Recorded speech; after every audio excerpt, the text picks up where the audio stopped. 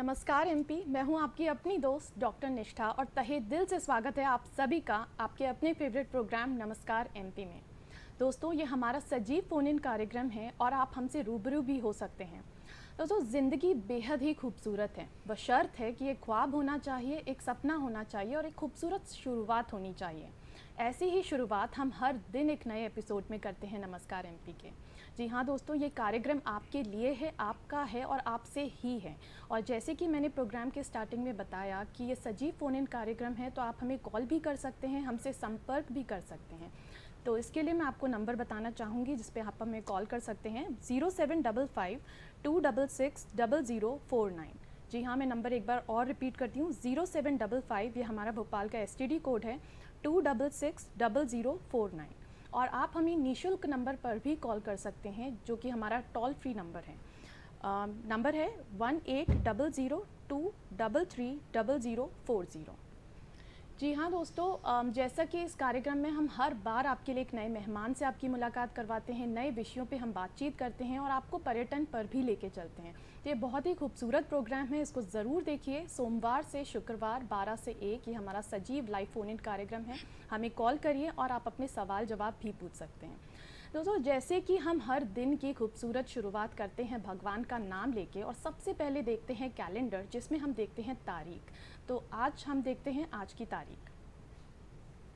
आज की तारीख है 2 जून 2023, दिन है शुक्रवार और तिथि है विक्रम संवत 2080, ज्येष्ठ शुक्ल पक्ष, ग्रीष्म ऋतु, त्रयोदशी।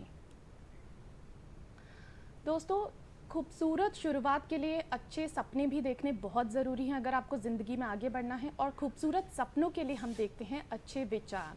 जी हाँ, तो आज हम चलते हैं आज के विचार पे। हमारे सारे सपने सच हो सकते हैं अगर हमारे पास आगे बढ़ने की हिम्मत हो।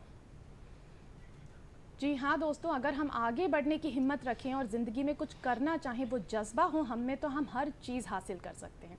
तो चलिए दोस्तों, अब थोड़ा सा पीछे चलते हैं और इतिहास के पन्नों को पलटते हैं और देखते हैं आज का इतिहास। रूस और ऑस्ट्रेलिया ने 1746 में कई समझौतों पर हस्ताक्षर किए। एल्फ्रेड डेनिक लगातार तीसरी बार ऑस्ट्रेलिया के प्राइम मिनिस्टर 1909 में चुने गए। लॉर्ड लुइस माउंटबेटन ने 1947 को भारत के विभाजन की घोषणा की। ब्रिटिश राजगद्दी पर महारानी एलिजाबेथ द्वितीय की 1953 में ताजपोशी हुई। अमेरिका ने 1966 में अपने पहले ही प्रयास में चांद पर अंतरिक्षयान उतारा। माली ने अपना संविधान 1974 में अपनाया। यूक्रेन अपने अंतिम परमाणु युद्धास्त्र में रूस को सौंपने के साथ ही परमाणु मुक्त देश 1996 को बना। Australia model Jennifer Hawkins miss universe 2004 में बनी। जी हाँ दोस्तों, क्योंकि इतिहास के बारे में भी जानना बहुत ज़रूरी है कि क्या कुछ खास हुआ था आज के दिन। तो चलिए दोस्तों, प्रोग्राम को आगे बढ़ाते हैं और चलते हैं हमारे अगले सेगमेंट में जिसमें हम बात करेंगे आज की बात। जी हाँ दोस्तों, और आज हम बात करने वाले हैं आर्टिफिशियल इंटेलिजेंस पे।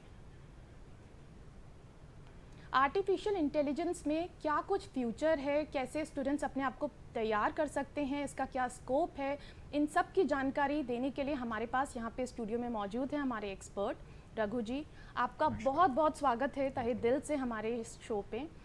तो रघु जी, जैसे कि हम बात कर रहे थे आर्टिफिशियल इंटेलिजेंस के बारे में, और हमारे साथ स्टूडियो पे मेहमान भी मौजूद हैं जिनसे हम बातचीत करने वाले हैं। गौरी जी भी हमारे साथ यहाँ पे मौजूद हैं जिनसे हम जी हमारी आज की मेहमान हैं और इनसे भी हम बातचीत करते रहेंगे। सबसे पहले हम जानना चाहते हैं और बात करेंगे आर्टिफिशियल इंटेलिजेंस के बारे में। रघु जी, जैसे कि हम बात करते हैं कि आर्टिफिशियल इंटेलिजेंस और सॉफ्टवेयर प्रोडक्ट्स और जो भी हमारे सारे सॉफ्टवेयर्स होते हैं काफ़ी कुछ अलग हैं, तो उसके बारे में हमारे दर्शकों को थोड़ा बताएं कि क्या फ़र्क होता है, क्या डिफरेंस है आर्टिफिशियल इंटेलिजेंस में और बाकी सॉफ्टवेयर्स में।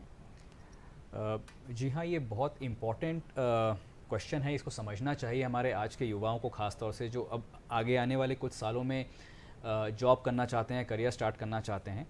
जिन सॉफ्टवेयर्स पे हम अभी तक काम कर रहे थे और अब हमने देखा कि आर्टिफिशियल इंटेलिजेंस एक नई चीज़ आई है, इनमें एक बहुत बेसिक अंतर है, एक बहुत ही फंडामेंटल डिफरेंस है, और वो ये है कि आर्टिफिशियल इंटेलिजेंस एक ऐसी चीज़ है जो सीख सकती है और सीख के अपने आप को बेहतर बना सकती है।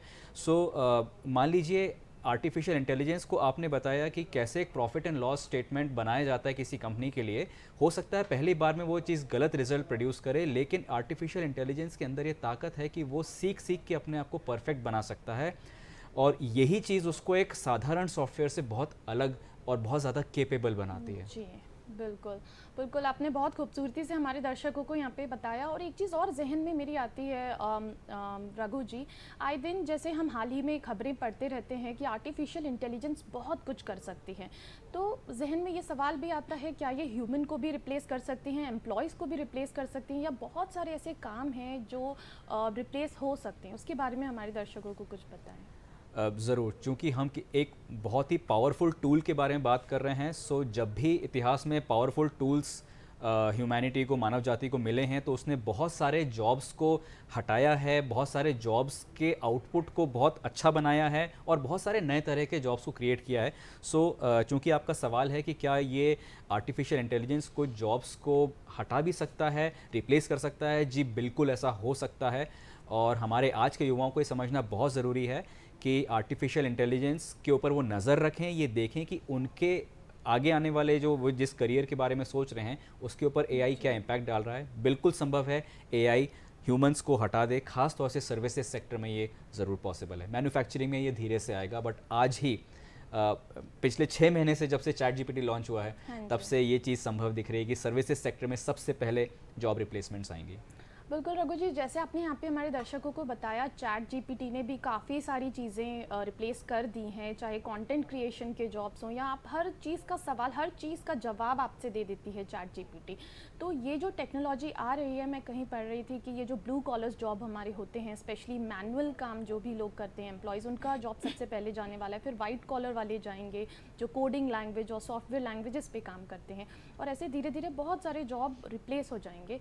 बट उसके अलावा मुझे ये भी लगता है कि जॉब क्रिएशन में भी हेल्प होगी, तो उसके बारे में थोड़ा कुछ बताएं कि कैसे जॉब क्रिएशन होगी आर्टिफिशियल इंटेलिजेंस के साथ। जी बिल्कुल, इसका एक पॉजिटिव साइड भी है एआई का।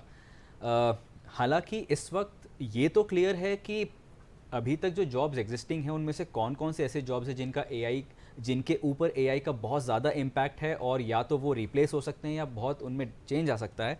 लेकिन एआई नए जॉब्स कौन से क्रिएट करेगा, इसके ऊपर अभी the jury is still out. अभी भी इसके ऊपर बात नहीं क्लियर है कि किस तरह के नए जॉब्स आएंगे। फॉर एग्जांपल, प्रॉम्प्ट इंजीनियरिंग एक ऐसी स्किल है जो अभी उभर के आ रही है, तो लोग बोल रहे हैं कि प्रॉम्प्ट इंजीनियर्स की ज़रूरत पड़ेगी।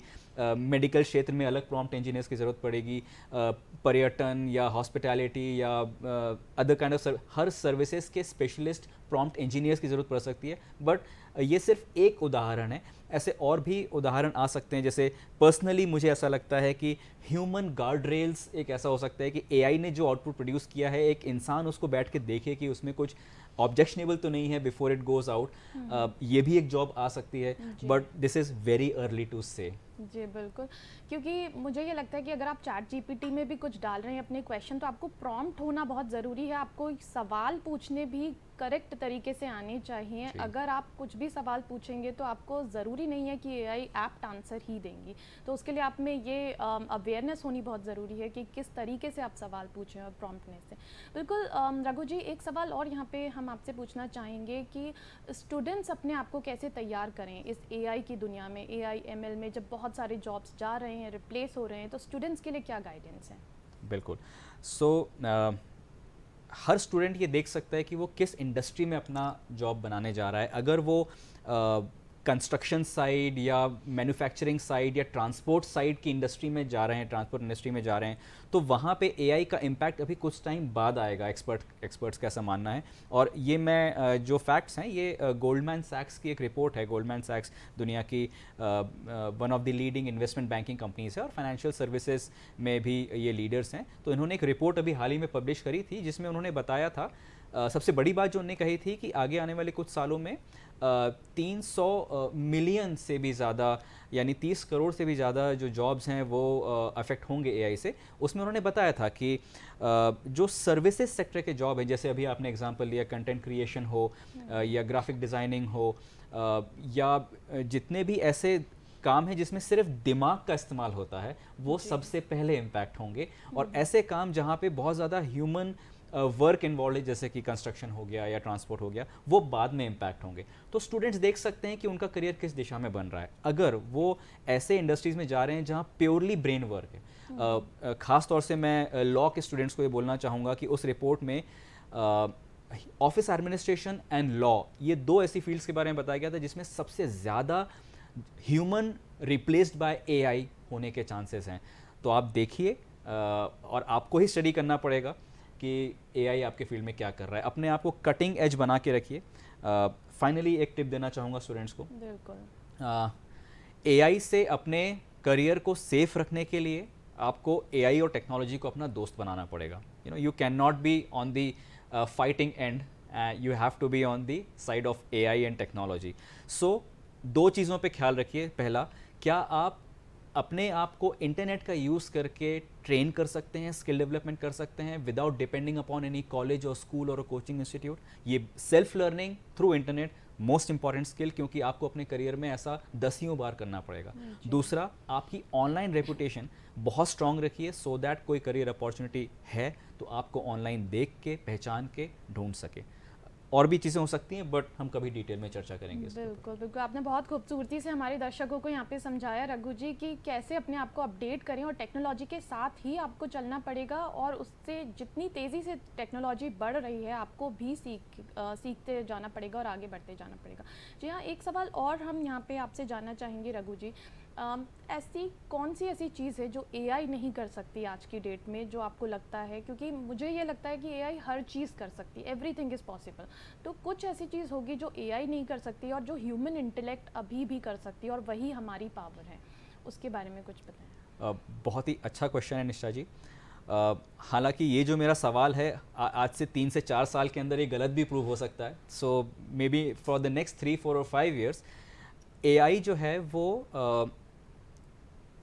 Problem solving, creativity and critical thinking, इस डोमेन में अभी एआई एंटर नहीं कर सकता।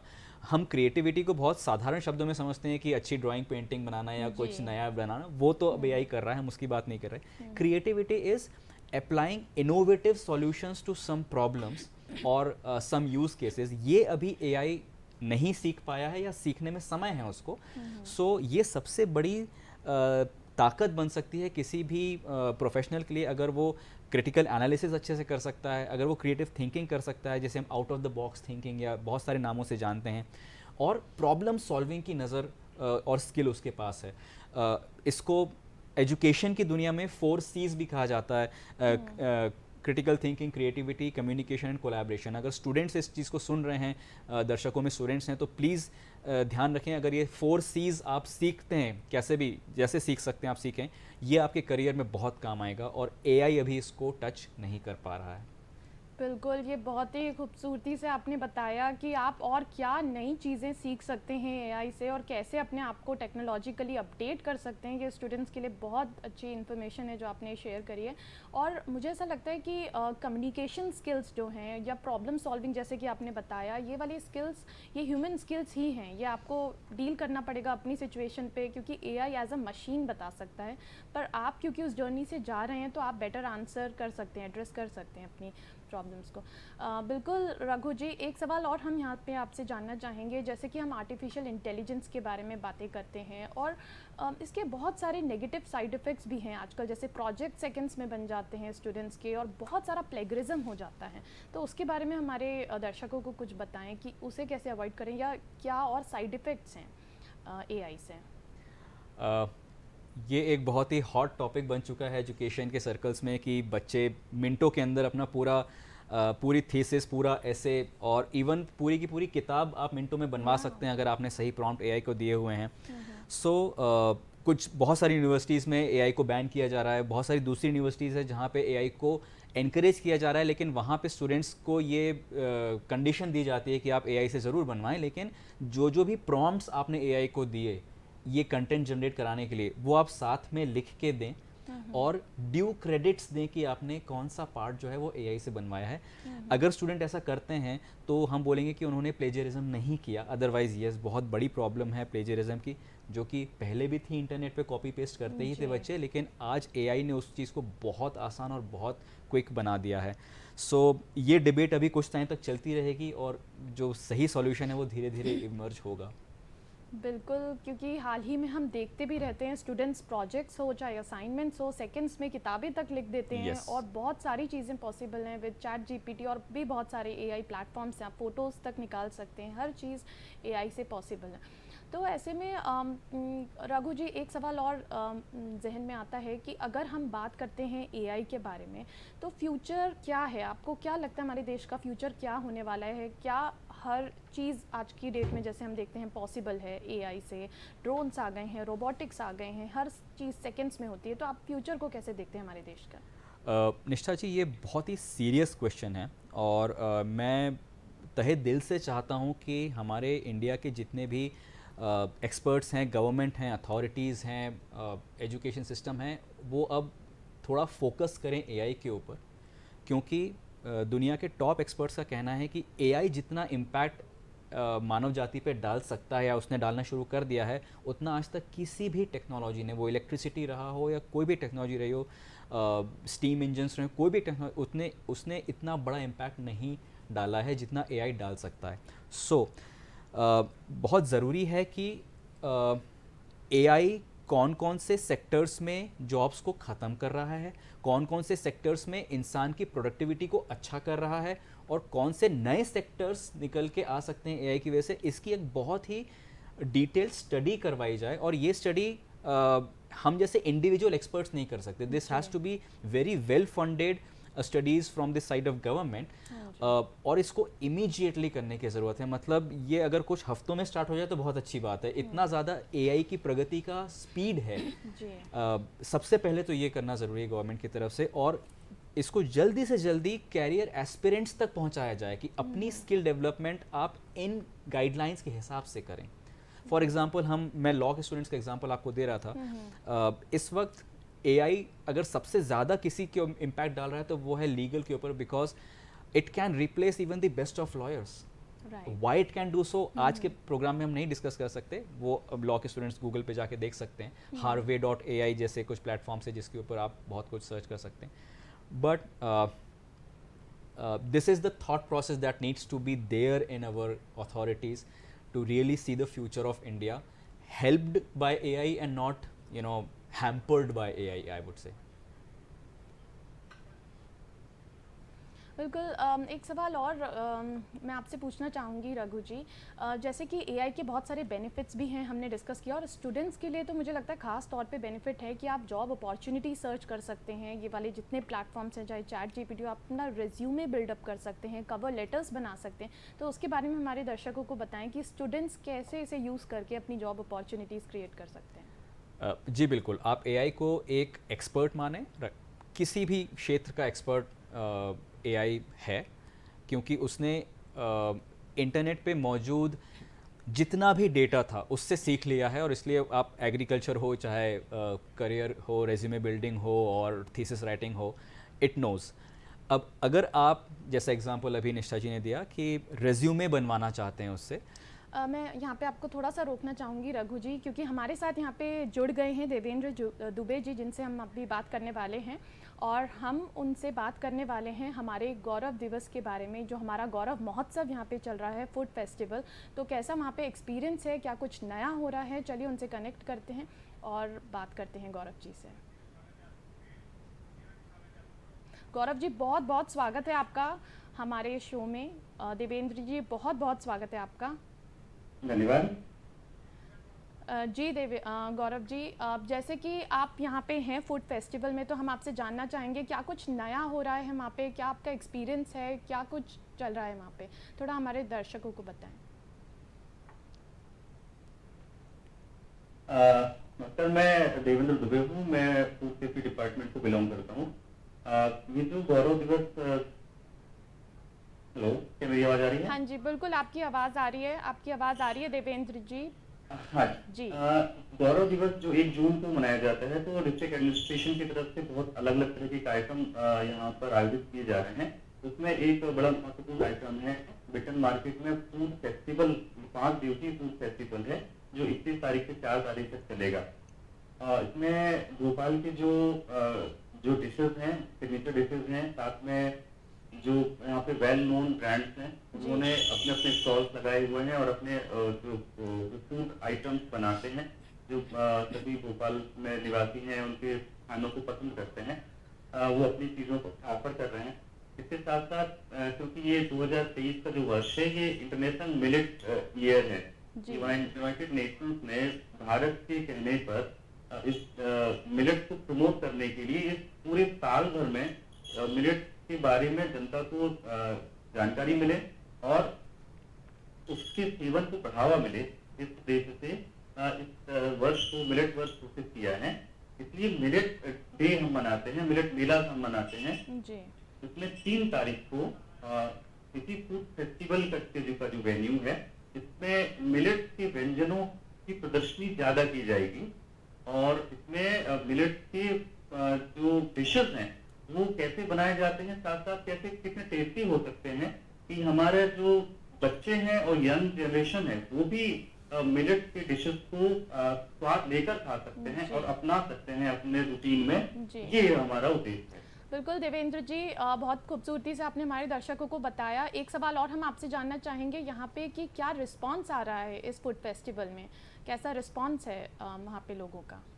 हाँ, फूड फेस्टिवल में हमें पहले दिन ऐसे लग रहा था कि शायद लोगों को जानकारी कम होगी और कम संख्या में लोग पहुंचेंगे, लेकिन हमारी ये जो आशंका है इससे उल्टे पहले दिन भी हमारी संख्या इतनी थी कि हमें इस बात की बहुत खुशी हुई कि जिस तरह से हमने सारी व्यवस्थाओं को बनाया है, शायद प्रचार माध्यमों ने बहुत अच्छे तरीके से काम किया और बहुत संख्या में पहले दिन भी और दूसरे दिन भी लोग पहुंचे हैं।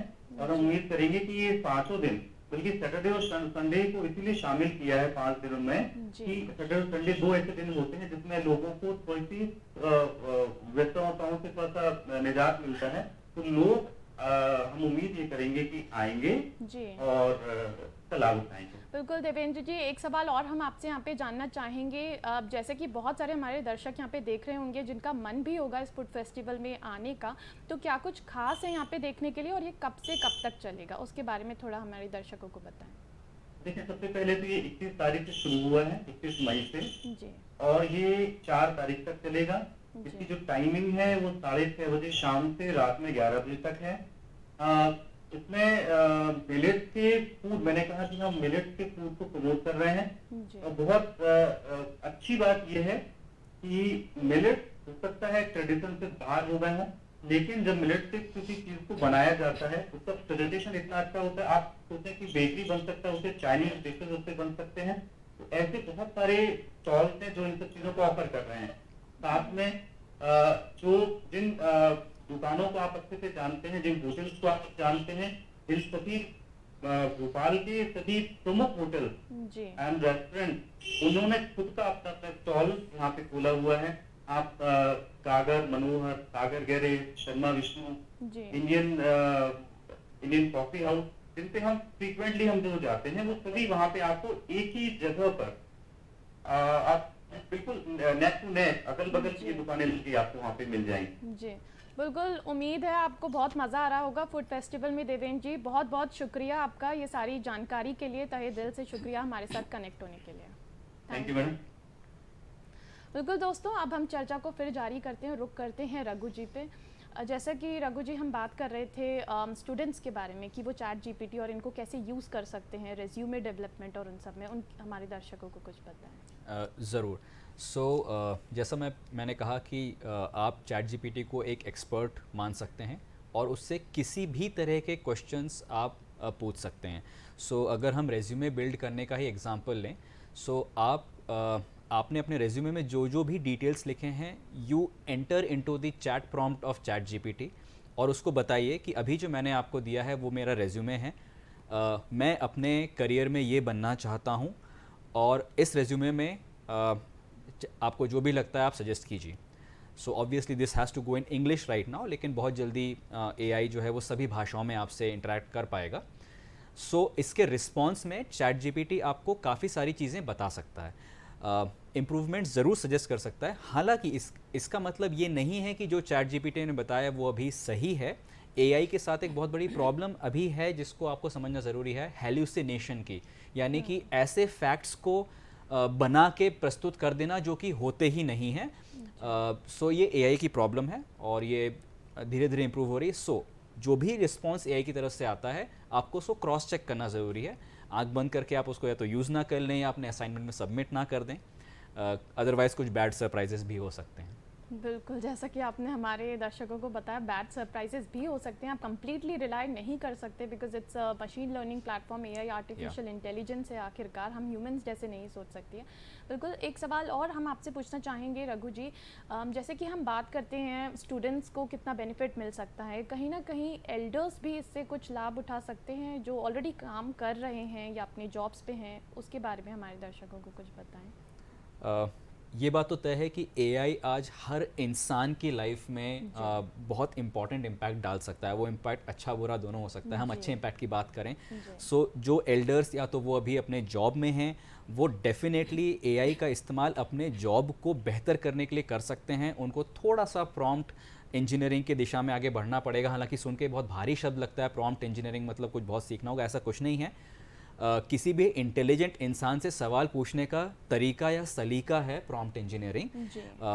और आप बस क्लियर शब्दों में उससे हेल्प मांग रहे हैं, यही है प्रॉम्प्ट इंजीनियरिंग।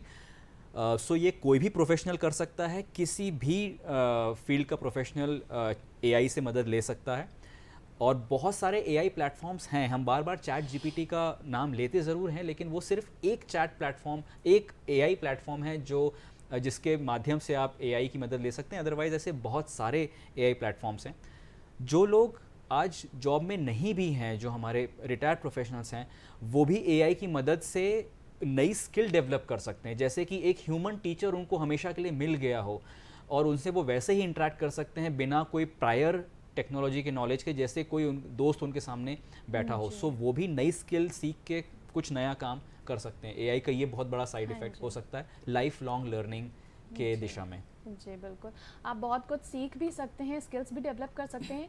और मुझे ऐसा लगता है रघु जी, इवन जो हाउसवाइफ्स हैं, बहुत सारी मेरी फ्रेंड्स भी हैं जो नेटवर्क में, वो बताती हैं कि वो अपना पूरा बजट प्लान कर लेती हैं चैट जीपीटी से पूछ के, महीने का पूरा राशन और किस दिन क्या बनना है, डिशेस प्लान आउट कर लेती है। तो बहुत चीज़ें हाउसवाइफ भी यूज़ कर सकती हैं और अपने अपने डोमेन को अच्छे से मैनेज कर सकती हैं। बिल्कुल, एक सवाल और रघु जी, यहाँ पे हम आपसे जानना चाहेंगे, जैसे कि आर्टिफिशियल इंटेलिजेंस और मशीन लर्निंग की हम बात करते आ रहे हैं, तो कहीं ना कहीं डेटा सिक्योरिटी पे भी इसका थोड़ा सा कुछ थ्रेट है, जहाँ पे स्टूडेंट्स फ्रीली अपनी सारी इन्फॉर्मेशन अपडेट कर देते हैं। तो उनके लिए हमारे स्टूडेंट्स को कुछ बताएं कि कैसे अवेयर रहें और कितनी इम्पॉर्टेंट है ये इंटरनेट सिक्योरिटी और डेटा सिक्योरिटी।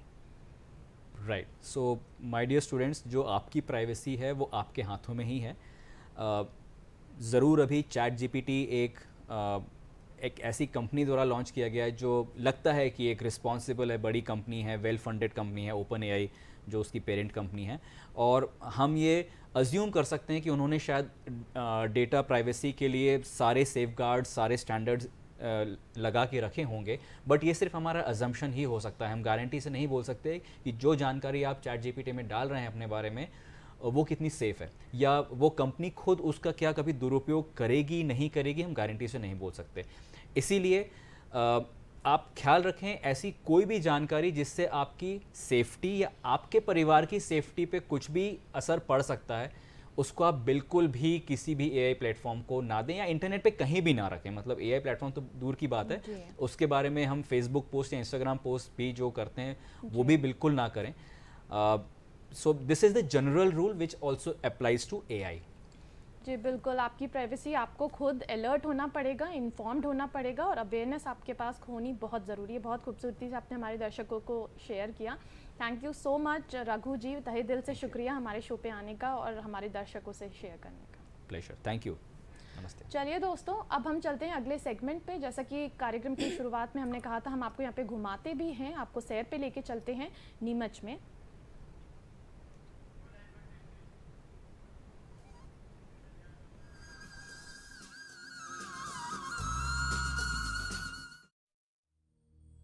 गंभीरी नदी घाटी में बसा तारापुर है ये। बड़ा सा दिखने वाला गांव 4 गांवों का क्लस्टर है, समुच्चय है। तारापुर, पिपल्या पेंदी, उमेदपुरा और मिंडकी। यहाँ इलाके का प्रसिद्ध शरद पूर्णिमा का मेला लगता है। यहाँ कृष्ण की कालिया देह की सुंदर मूर्ति है, पर पर्यावरण को मुंह चढ़ाती सी। शिल्पी ने तो कालिंदी की कल्पना करके ये शिल्प बनाया, पर गंभीरी नदी के पानी को क्या हुआ? इसी नदी के किनारे मालवा की छिपा कला का सांगोपन होता है। ये रंगहीन सी चादरें फैली हैं, सूख रही हैं। ये ही लहरदार साफों, पगड़ियों, लुगड़ों, रजाइयों, जाजमों और चुनरियों के साथ साथ आधुनिक शलवार पर्दों में बदल जाएंगी। गांधी जी ने यूं ही नहीं कहा था कि हर हिंदुस्तानी को इसे अपना धर्म समझना चाहिए कि जब जब और जहां जहां मिले वहां वहां गांव की बनी ही चीजें बरतें। उन्होंने समझा था ग्रामीण उद्योग का श्रम, कला कौशल, विपन्नता और बाजार का अभाव। यूं ही होता है सदा हर चूनर के संग, पंछी बनकर धूप में उड़ जाता है रंग। महंगाई की कड़ी धूप में कला श्रमिकों का रंग भी इसी तरह उड़ता जाता है, जबकि चुनरी के रंगों की तैयारी कितनी जटिल है। काली मिट्टी, सफेद चूना, आल की लकड़ी का रंग, हरड़ा फिटकरी की छपाई, फिर रंग रोगन, कितनी प्रविधियों से गुजरकर तैयार होते हैं दाबू प्रिंट, नांदड़ा प्रिंट। कितने कुशल हाथ कितने जतन से इन्हें छापते हैं। कितनी बातें हैं इनकी जिन्हें हम डिजाइन कहते हैं।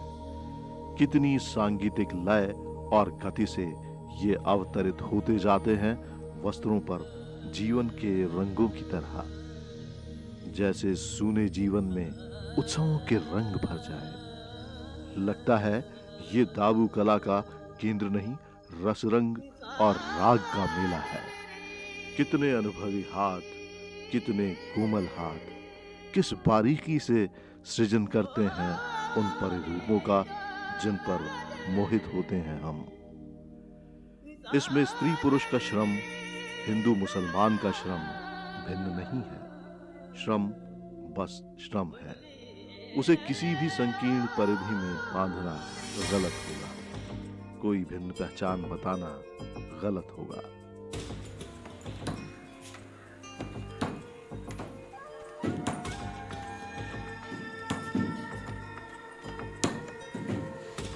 प्रिंट के लिए सागौन की सीजन लकड़ियों की भांति भांति की भाती यानी ब्लॉक्स होते हैं।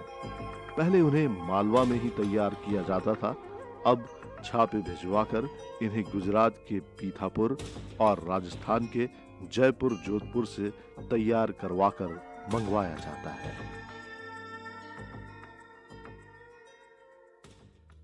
पारंपरिक व्यापारी और कला वस्त्र उत्पादकों के अलावा मध्य प्रदेश हस्तशिल्प एवं हथकरघा विकास निगम द्वारा भी तारापुर में वस्त्र छपाई का काम करवाया जाता है और प्रशिक्षण भी दिया जाता है।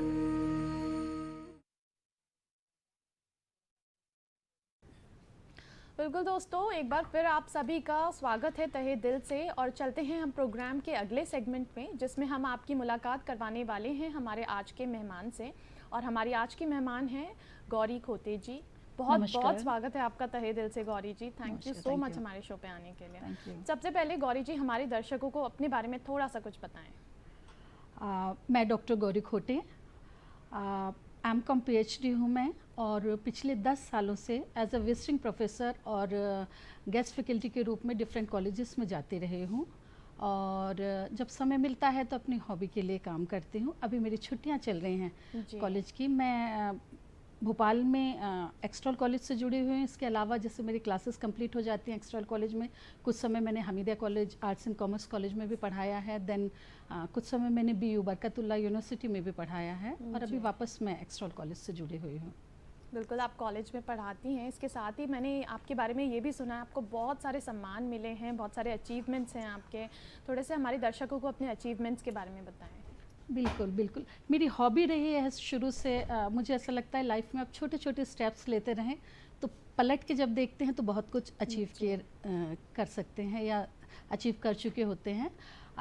मैंने 2020 में, पहले मैंने 40 वर्ष की उम्र में स्विमिंग सीखी, देन 2020 में जब मैं कैनोइंग कायाकिंग का टूर्नामेंट हो रहा था उसमें मुझे पार्टिसिपेट करने का मौका मिला, और एक ये टीम इवेंट था। इसमें हम लोगों ने, जो हमारी टीम थी मिक्स की थी, वुमेंस टीम थी, तो 2 गोल्ड, नेशनल लेवल का टूर्नामेंट था ये, तो 2 गोल्ड और 1 सिल्वर मेडल उसमें हमने लिया है। देन मुझे क्रिकेट खेलने का शौक बचपन से रहा है, और वो सपना अभी इस उम्र में आके भी पूरा करने का मौका जब भी मिलता है तो करती हूँ। वुमनिया ग्रुप की ओर से हमने क्रिकेट टूर्नामेंट खेला और उसमें हम उपविजेता रहे। इसके अलावा भोपाल में first time flood light match हुआ था वुमेंस का, तो उसमें मैंने पार्टिसिपेट किया था और उसमें भी हम उपविजेता ही रहे हैं। इसके अलावा पिंकाथन होता है, ये ब्रेस्ट कैंसर को अवेयर करने के लिए होता है, तो उसमें जब से भोपाल में शुरू हुआ है पिंकाथन, तो मैंने कोशिश की है हर बार मैं उसका हिस्सा बनती हूँ। जी, बहुत खूबसूरत बात है ये, और इतनी सारे स्पोर्ट्स में आप हैं, मतलब मुझे तो बहुत अच्छी लगती है महिलाएं जो इतना कुछ करती हैं और स्पोर्ट्स में इतनी एक्टिव रहती हैं, स्पेशली जैसे आपने बताया क्रिकेट में और भी सारे कयाकिंग, बहुत सारे स्पोर्ट्स में। ये बहुत ही अच्छी बात है गौरी जी। एक चीज़ और हम यहाँ पे आपसे जानना चाहेंगे, जैसे जब भी कभी खाली समय मिलता होगा, जब भी आपको आपका खुद का टाइम मिलता होगा, तब आप क्या करना पसंद करती हैं, क्या हैं आपकी हॉबीज़? ओके, खाली समय में जनरल एक्चुअल क्या है, घर का, मायके का माहौल शुरू से थोड़ा सा आध्यात्मिक रहा है, तो जब आप आध्यात्म से जुड़े रहते हैं तो प्रकृति के ज़्यादा करीब रहते हैं, और प्रकृति के यदि करीब हैं तो ऑटोमेटिकली आप लिखने लगते हैं, चाहे पोइट्री लिख रहे हों, आर्टिकल लिख रहे हों, या सिंगिंग है, कुछ भी। तो ईश्वर की कृपा है कि सब चीज़ें थोड़ी थोड़ी मेरी हॉबी में शामिल हैं, और मैं जब भी समय मिलता है तो पोइट्री भी लिखती हूँ, आर्टिकल कुछ मेरे पब्लिश हुए हैं, पहले भी हुए हैं और अभी भी जब भी समय होता है, क्योंकि देखिए एजुकेशन फील्ड से जुड़ी हूँ तो बीच बीच में हमको पेपर प्रेजेंटेशन करना रहता है, तो जब कभी समय मिलता है तो उसके लिए भी थोड़ा सा ऐसा एक प्लेटफॉर्म तैयार कर लेती हूँ कि पेपर्स अच्छे तैयार कर लूँ। जी बिल्कुल, थोड़ा सा और हमारे दर्शकों को गौरी जी अपनी उपलब्धियों के बारे में बताएं कि और क्या आपने हासिल किया है, क्या क्या आपकी उपलब्धियां रही हैं, जैसे कि आप अभी पिंक मैराथन इन सब के बारे में बता रहे थे, थोड़ा सा हमारे दर्शकों को। देखिए, जब पिंकाथन शुरू हुआ तो मुझे ऐसा लगता था शायद 2 किलोमीटर रन करना भी मेरे लिए बहुत मुश्किल होगा, कुछ एक्सरसाइज वगैरह की, थोड़ा सा टाइम बढ़ाते गए ऐसा करके, तो मैंने फाइनली जब फर्स्ट टाइम पार्टिसिपेट किया था उस समय मैंने 5 किलोमीटर का रन कंप्लीट किया था। 3 साल कंटिन्यू 5 किलोमीटर दौड़ती रही। अभी जो लास्ट पिंकाथन हुआ था उसमें मैंने नंबर तो नहीं लग पाया, लेकिन मैंने 10 किलोमीटर का जो रन था वो कंप्लीट किया। ये मुझे लगता बहुत बड़ी, मेरी एज के हिसाब से बहुत बड़ी उपलब्धि है मेरे लिए। देन कॉलेजेस में या स्कूल्स में मुझे एज अ ज्यूरी मेंबर बुलाया जाता है, तो वहाँ जाती हूँ मैं। बच्चों के लिए कुछ यदि कर सकूं, स्पेशली वुमेंस के लिए, लड़कियों के लिए, तो उस तरह की चीज़ों में ज़्यादा इन्वॉल्व होना पसंद करती हूँ मैं। जी बिल्कुल, बहुत अच्छी बात है ये। मैम, एक सवाल हम और आपसे यहाँ पे जानना चाहेंगे, जैसे हाल ही में आपका एक आर्टिकल भी पब्लिश हुआ है, तो उसके बारे में हमारे दर्शकों को बताएं, क्या विषय था उस आर्टिकल का, क्या कुछ था उसमें? ओके, जैसे अभी कुछ देर पहले हम आर्टिफिशियल इंटेलिजेंस की बात कर रहे थे, मेरा जो टॉपिक है आर्टिकल का वो है अपनी मौलिकता को बनाए रखें। बट वर्तमान समय में आप देख रहे होंगे कि बच्चे हों, बड़े हों, कोई भी आभासी दुनिया में ज़्यादा जी रहे हैं। पिक कैसी आई है, ब्लू टिक आया कि नहीं आया, कितने लोगों ने देखा, और ये सब चीज़ों का जो बैड इम्पैक्ट होता है हमारे माइंड में आता है। बेहतर है आपने यदि कोई चीज़ अच्छी लगी, पिक अच्छी लगी, कुछ आपने शेयर किया तो कर दिया, उसके लिए आप परेशान मत होइए कि किसी ने कमेंट किया है नहीं किया है। आप पिक्चर उसमें कहना फिल्टर करके पिक्चर, तो कुछ अपनी इन्फॉर्मेशन वहाँ दे रहे हैं, तो जनरली क्या होता है कि इंटरनेट में डाली गई हर इन्फॉर्मेशन करेक्ट नहीं होती, कुछ बढ़ा चढ़ा के, तो उस समय क्या होता है आप डर में जीने लगते हैं। ज़रूरी नहीं है, अपनी जो नेचुरलिटी है उसके साथ आप अपनी रुचि के अनुसार आप चीज़ें उसमें पोस्ट करिए, और फिर उसके बाद उस समय क्या होगा, आपको किसी चीज़ का डर नहीं होगा।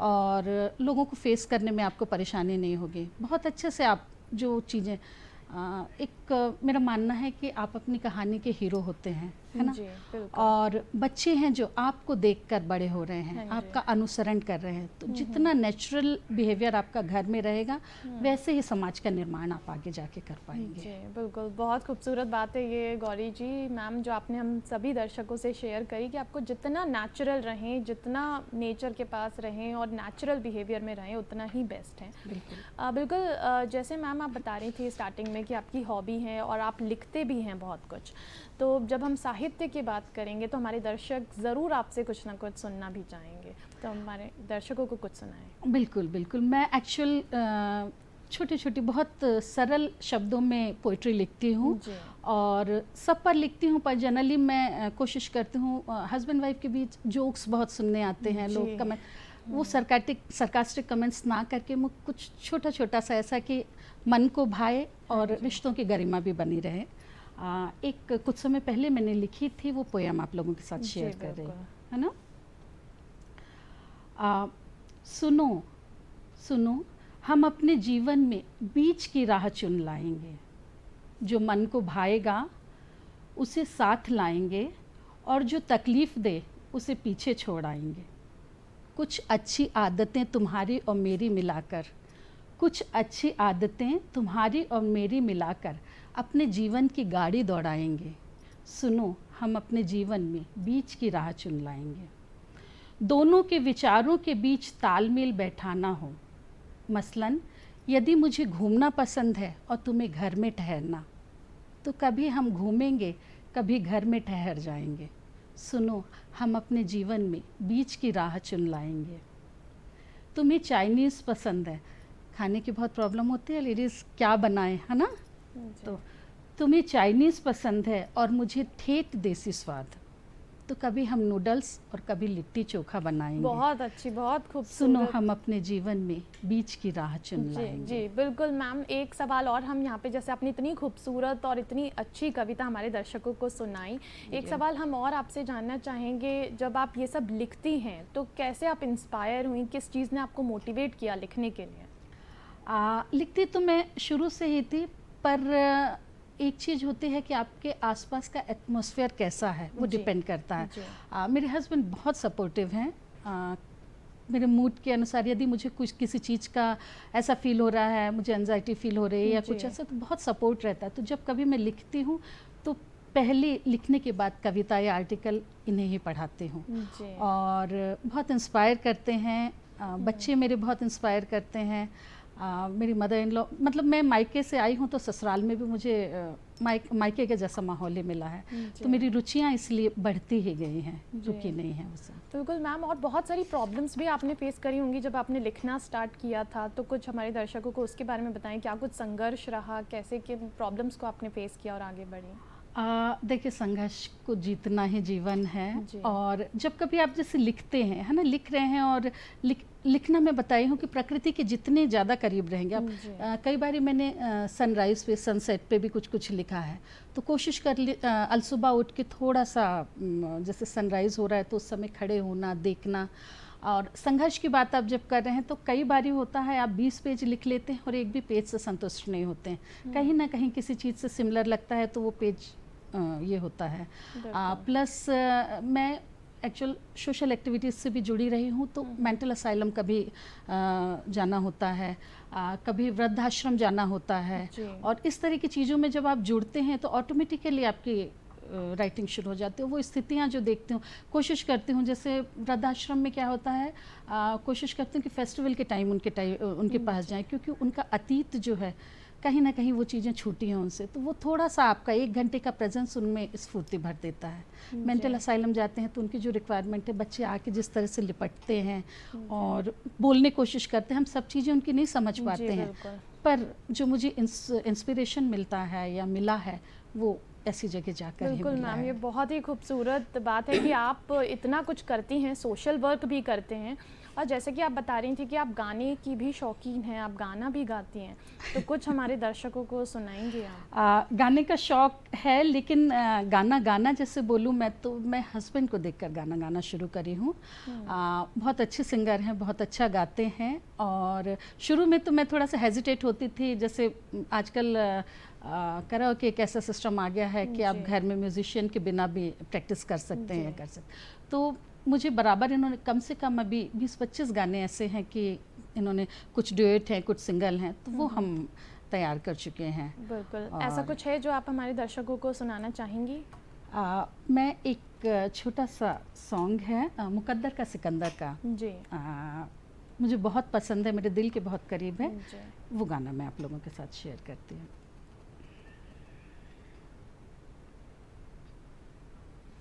बिल्कुल,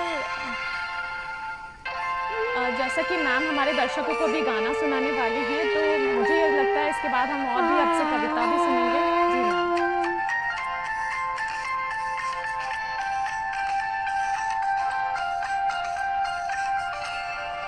दिल तो है दिल का एतबार क्या कीजिए, दिल तो है दिल का एतबार क्या कीजिए, आ गया जो किसी पे प्यार क्या कीजिए, आ गया जो किसी पे प्यार क्या कीजिए, दिल तो है दिल का एतबार क्या कीजिए। बिल्कुल मैम, अब आपने इतना खूबसूरत गाना हमारे दर्शकों को सुनाया है, इसके बाद अब हम आपसे जानना चाहेंगे, ऐसे बहुत सारे युवा युवती आपको इस समय देख रहे होंगे कि आपसे सीखना चाहते होंगे, जो खुद भी गाते होंगे या लिखते होंगे, तो उनको कुछ आप मैसेज देना चाहेंगी? यादों में तेरी खोई रातों को मैं ना सोई, हालत ये मेरे मन की जाने न जाने कोई, बरसों है तरसी आँखें, जागी है प्यासी रातें, आई है आते आते होठों पे दिल की बातें, प्यार में तेरे दिल के मेरे कुछ भी हो अनजान, बेकरारी में है करार क्या कीजिए, आ गया जो किसी पे प्यार क्या कीजिए, आ गया जो किसी पे प्यार क्या कीजिए। बिल्कुल, बहुत खूबसूरत गाना है, बहुत Thank you, खूबसूरत thank you. आपकी आवाज़ है ma'am. Thank you, thank you thank so you. Much हमारे दर्शकों को इतना खूबसूरत गाना सुनाने के लिए। जैसे कि मैं आपसे पूछ रही थी, जैसे बहुत सारे हमारे युवा युवती जो ये शो देख रहे हैं, इंस्पायर हो रहे होंगे आपसे भी और जानना चाहते हैं कि कुछ ऐसा मैसेज आप देना चाहेंगी हमारे दर्शकों को जो आपकी तरह अच्छा गाना गाना चाहते हैं या लिखना चाहते हैं? ओके, मैंने पहले भी कहा है कि आप जितना नेचुरल रहेंगे उतना अच्छा जीवन में अचीव कर पाएंगे। मैं अपनी लाइफ से बहुत संतुष्ट हूँ, ठीक है, बहुत जो कुछ भी आज मुझे मिला, किसी चीज़ से मैंने पहले भी कहा कंपेयर करके आप खुश नहीं हो सकते हैं। तो जो कुछ मेरी लाइफ में है, जो मेरे अचीवमेंट हैं, उससे खुश हूँ और कोशिश करती हूँ कि अपनी ये नेचुरलिटी में बना के रखूँ। बच्चों को मैं बस यही कहना चाहूँगी कि शिक्षा, ज्ञान और गुण, ये तीन ऐसी चीज होती है कि अपनी लाइफ में कभी भी इसका उपयोग आप कर सकते हैं। कोशिश कीजिए, यदि थोड़ा लिख पाते हैं थोड़ा ज़्यादा लिखने की कोशिश कीजिए। कॉपी पेस्ट वाली चीज़ें नहीं बोलूँगी मैं। आप यदि पढ़ रहे हैं तो दो थॉट भी आपके अंदर आ रहा है, उसको इमीडिएटली आप लिख के रख लीजिए। देन एक चीज़ और बोलूँगी मैं कि आप जितना पॉजिटिव मेडिटेशन के थ्रू, योग के थ्रू, जितने पॉजिटिविटी से आप जुड़ सकते हैं जुड़िए, क्योंकि जो स्ट्रेस आज के बच्चे फील कर रहे हैं शायद हम मैरिज के बाद उस स्ट्रेस से जुड़े हैं। आज एकेडमिक सेशन में ही आप बच्चों के बीच बैठिए, या मैं तो कॉलेज में हूँ, बहुत बच्चे शेयर करते हैं, उनको मैं इन सब चीज़ों के लिए गाइडेंस भी देती हूँ कि बेहतर है। एक तो मेंटल पीस बहुत ज़्यादा ज़रूरी है, तो आप एक दिन, हर दिन कोशिश करिए 10 से 15 मिनट का मेडिटेशन आप करिए। दौड़ नहीं सकते हैं रोज़ तो घर में जितनी एक्सरसाइज आती है 5-7 एक्सरसाइज, कुछ नहीं तो आप सूर्य नमस्कार करिए। योग दिवस आने का है, ये जो मंथ चल रहा है, योग का मंथ चल रहा है, शायद इसलिए ये बातें मेरे जहन में आ गई हैं।